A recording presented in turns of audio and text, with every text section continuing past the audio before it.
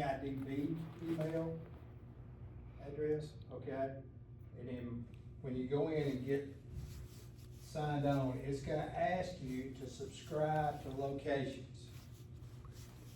What we tell folks to do is to subscribe to the location where they'll be working.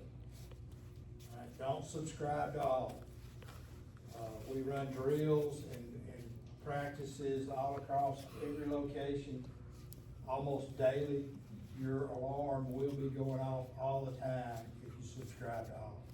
If you're somebody who works on multiple campuses, do subscribe to all the campuses that you work on, so that if something happens while you're traveling from campus A to campus B, you're aware of it. Any questions on that? No? All right. All right, so what is that app gonna tell you? Sometimes there'll be a need to evacuate. All right, most common example there would be a fire. So if you need to evacuate, then you wanna go out the closest exit to you, all right? And then you also wanna know 2 ways out all the time, because your first exit may be blocked. Because we run drills, especially on our K through 12 campuses, we run drills monthly. You get used to going out the same path. You almost develop a pattern. All right, that's why I say, make sure you have 2 ways out, and then make sure you use the closest exit to you. It's not uncommon for us to have somebody who works in the front. Dr. Miller, she's used to going out the front door. Let's say she's in the back of the building. Muscle memory tells me the alarm went off, I'm headed to the front door, right? But what you wanna do is go out that closest exit, so make sure you know that. All right. Your stuff is not worth losing your life over. Leave it behind. We have folks all the time who wanna go back and get something off their desk. Some of our production folks have lockers, they wanna go get something out of the locker, an umbrella, a jacket, a coat. You don't know if it's a drill or if it's a real event. Okay, so do not go back and get something that you left behind. If it were a real event, it's not worth losing your life over to go back and get anything, except for your coworkers. All right? So here at the Institute, we have the privilege to work with folks who may not have all the sensory components that all of us do, okay? So some of us have hearing impairment, some of us have vision impairment, some may have a physical inability. So what we wanna do is make sure that those people are aware of what's going on and the need to evacuate. All right? Best example we can give is, so deaf blind folks.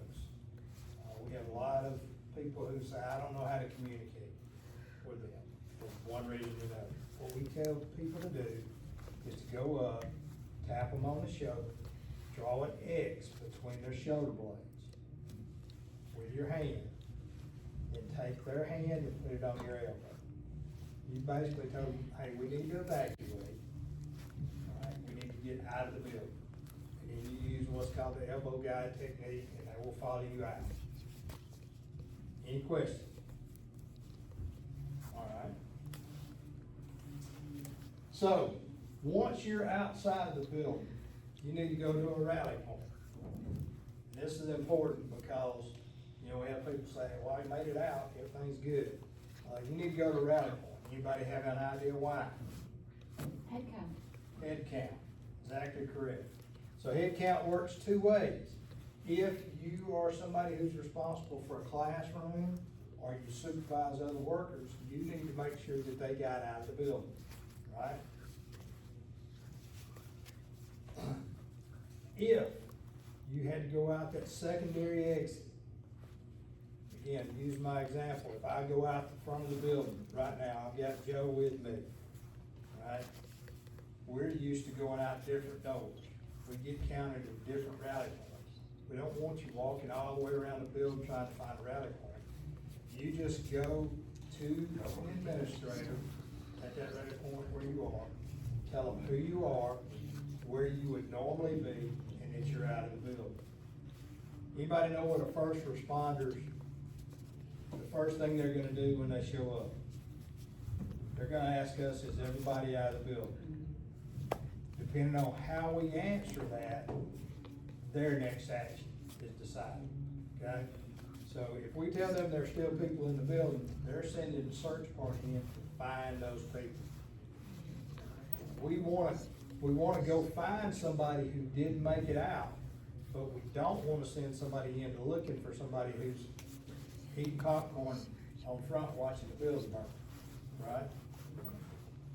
So make sure that you let somebody know that you got out, and if you're responsible for people, you wanna make sure that you account for all your folks. So that rally point is very, very important. Any questions on evacuations?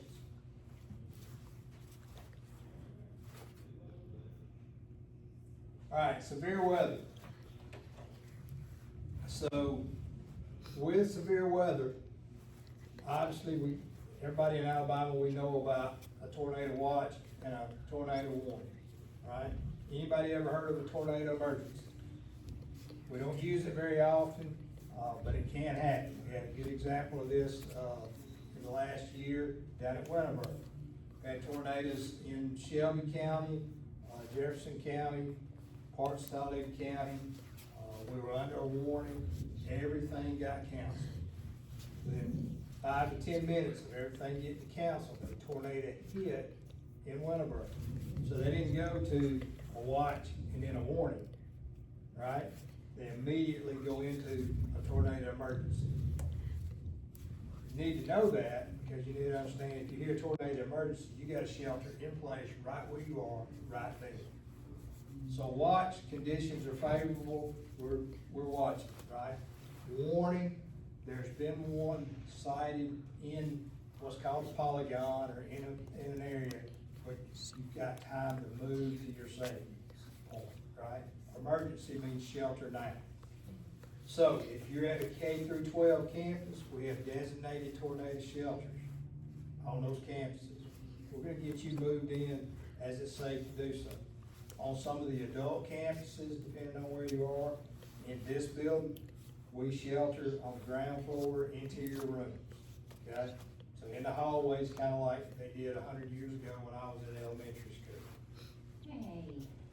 I'm old, I'm proud, you know. Only bad birthday is the one that you don't have. That's true. Alright?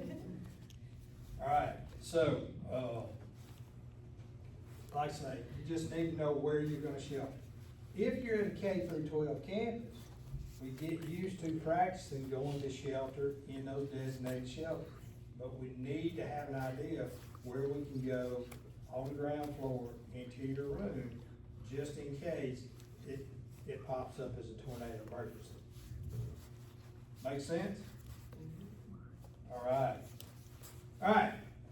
All that having been said, any questions about sheltering, evacuating, or the alert system?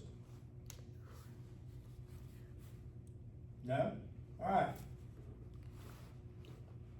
If I can get the remote to work. Oh no. I can lay it here.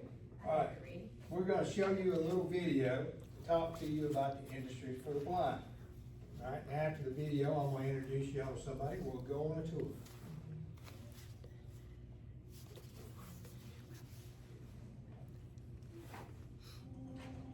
We think we are. At Alabama Industries for the Blind, we take pride in providing a diverse range of products worldwide. For over 90 years, AIB has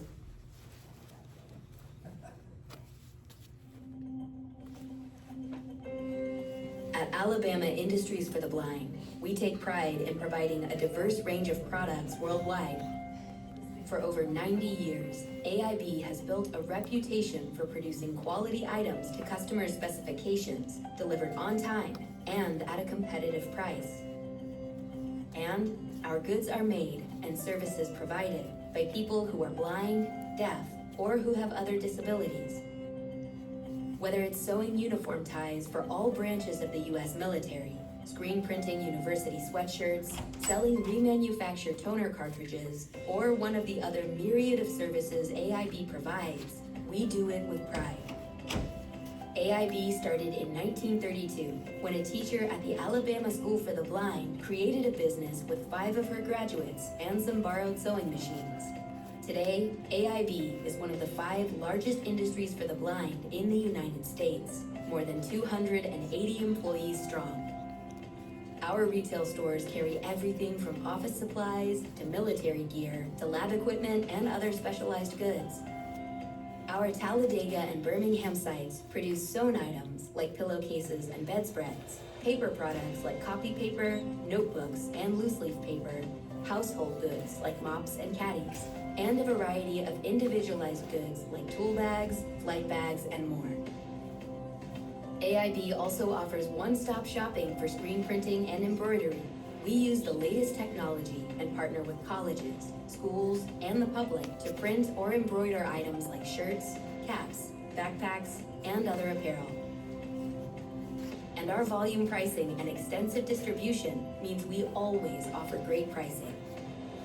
AIB's philosophy is that everyone can work. Our team members can safely complete the job with the right equipment, tool modifications, and training. We continue to grow our operations, upgrade our production sites, and train our staff. Our attention to detail, focus on our customers' needs, and promise to deliver on time and competitively priced are more than just words. When you partner with AIB, the possibilities really are limitless.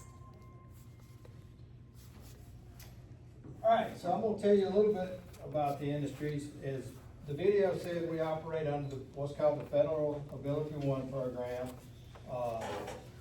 What that does is it sets aside certain items that the federal government buys or procures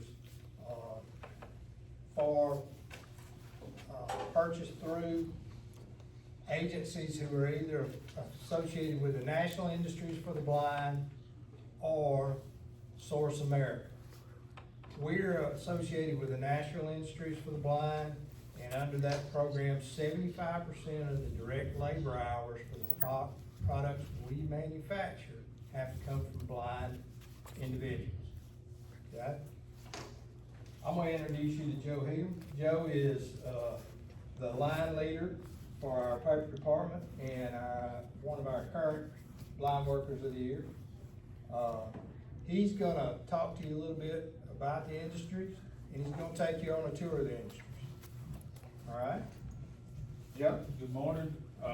Like I said, my name's Joe Eaton. I've been an employee here at the Industries for 20 years now. I'm legally blind myself. I was diagnosed with a brain tumor when I was 7. I'm 40 now, so it's kind of just been my whole life. But the Industries has provided me an opportunity to provide for, I have 3 children, beautiful wife. I keep saying just purchased, we're working on a year and a half ago, bought our 2nd home. So, and 3 acres of land, and we're able to do all that because the Industries provides, AIDB provides me with an opportunity to have a gainful employment and provide for my family. So, but the Industries has given me also an options to increase my education and do other things as far as move up in the company, things like that. I'm a line leader now. My next step is supervisor. Where it goes from there, I don't know, but that's where I wanna go. So, but if you guys would like to join me, we're gonna go out here and walk around, and I'm gonna tell you about all the different departments that we have and introduce you to some people. If you will take your things with you, they're gonna bring you over to the cafeteria, to that conference room upon completion, okay? And I will see you in a little bit.